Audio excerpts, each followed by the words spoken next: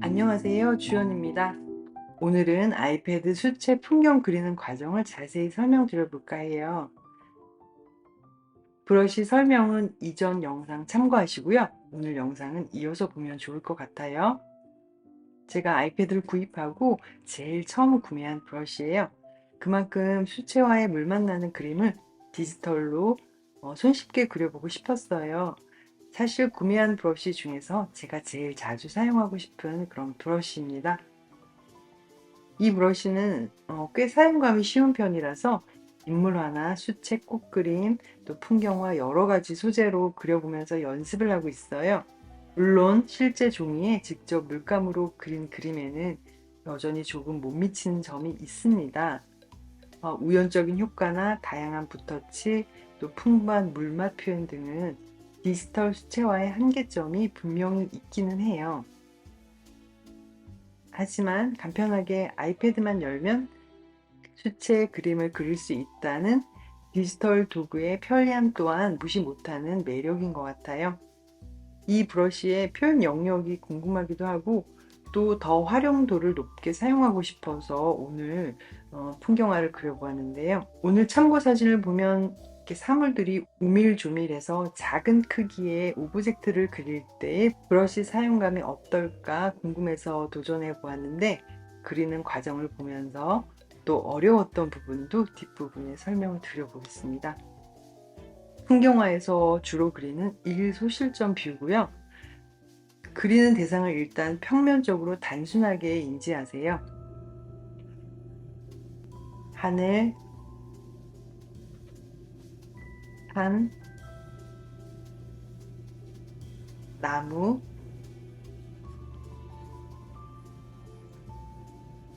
집,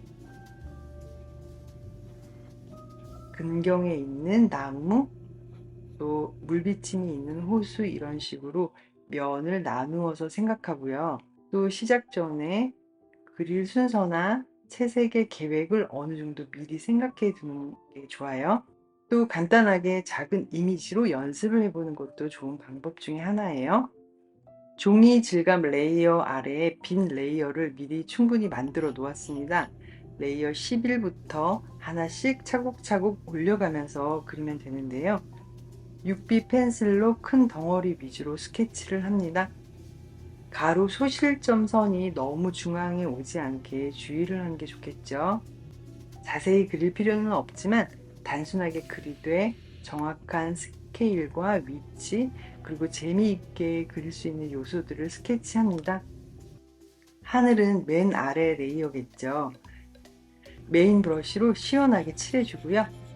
그 다음에 워시 브러쉬로 물로 닦아내듯이 문질러 줍니다. 실제 수채화를 그릴 때 방식 그대로 이해하고 그리는데요. 엷은 색 위로 진하게 올려주는 색을 얹혀주면서 구름을 그려줍니다. 메인 브러쉬는 브러쉬 중에 엣지가 살짝 건조함이 있어서 사물의 경계를 뚜렷하게 그릴 수가 있어요.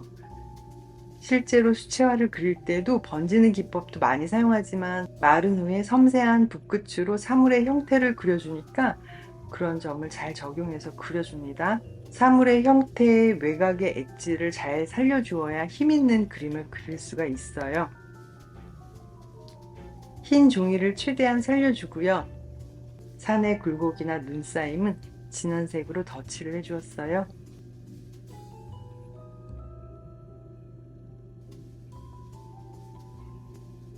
하얀 눈은 조금 더 디테일을 추가해 주었어요.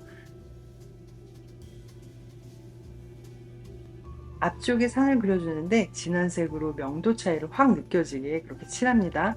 그래야 거리감이 느껴지니까요.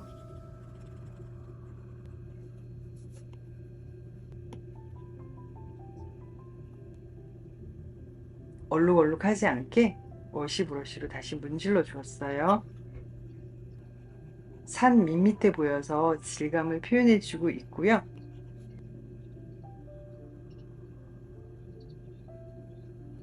같은 레이어에 후수를 칠해 주었어요.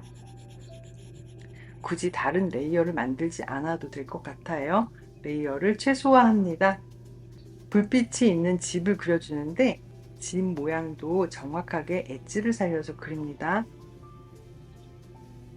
잘 보이지 않는 부분은 구조적으로 이치에 맞게 그리면 됩니다. 키가 큰 운치가 있는 침엽수를 그려주고 있는데 웻 브러쉬예요. 보시면 젖은 느낌이 나는 브러쉬인데 대신 엣지가 조금 흐트러지는 그런 특징이 있어요. 붓자국이 얼룩덜룩 보이는데 나중에 워시 브러쉬로 또 문질러 줄 거예요. 그래서 한 덩어리의 느낌이 나는 나무로 그려줄 거예요.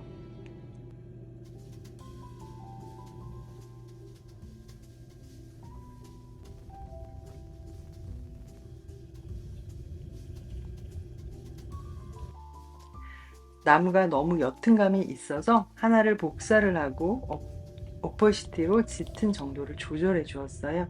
또 두 개를 합치고 색 변화를 주었습니다.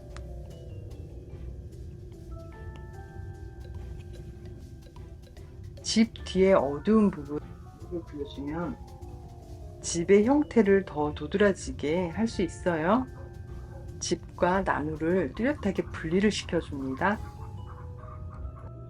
거울처럼 비치는 호수 잔상은 인위적인 느낌을 덜 주기 위해서 이미지를 복사하지 않고 직접 그려주었어요.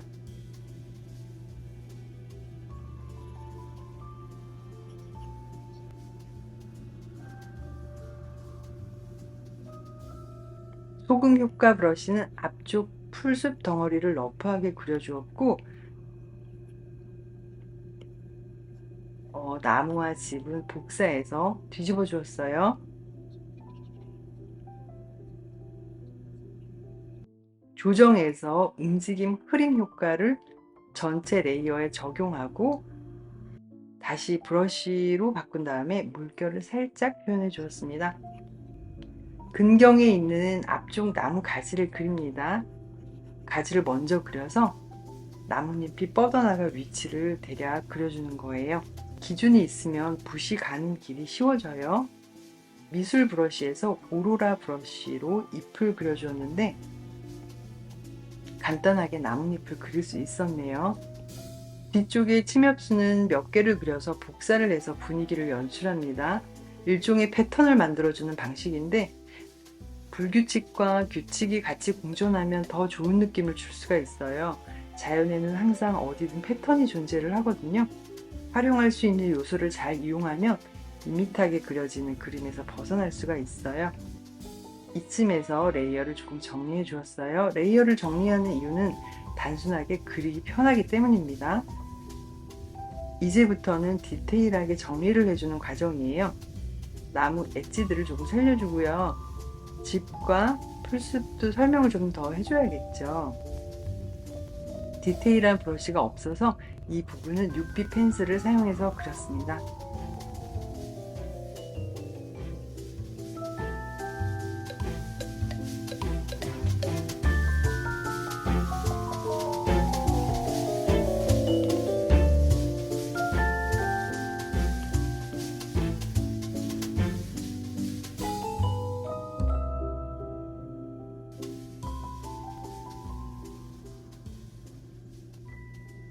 집에 물 비친 부분의 형태가 조금 아쉽네요.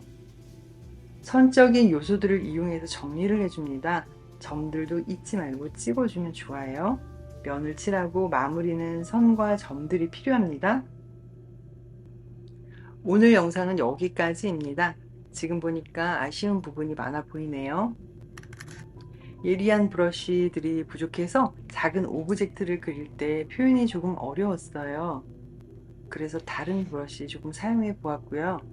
꽤 큰 종이 사이즈에 그렸는데도 불구하고 종이 입자가 커서 그런지 큰 종이에 그렸다는 그런 느낌이 조금 덜하네요. 큰 이미지의 인물이나 꽃을 그릴 때보다 조금 답답한 브러쉬 터치감이 있었습니다. 그럼 오늘 영상 여기에서 마치겠습니다. 감사합니다.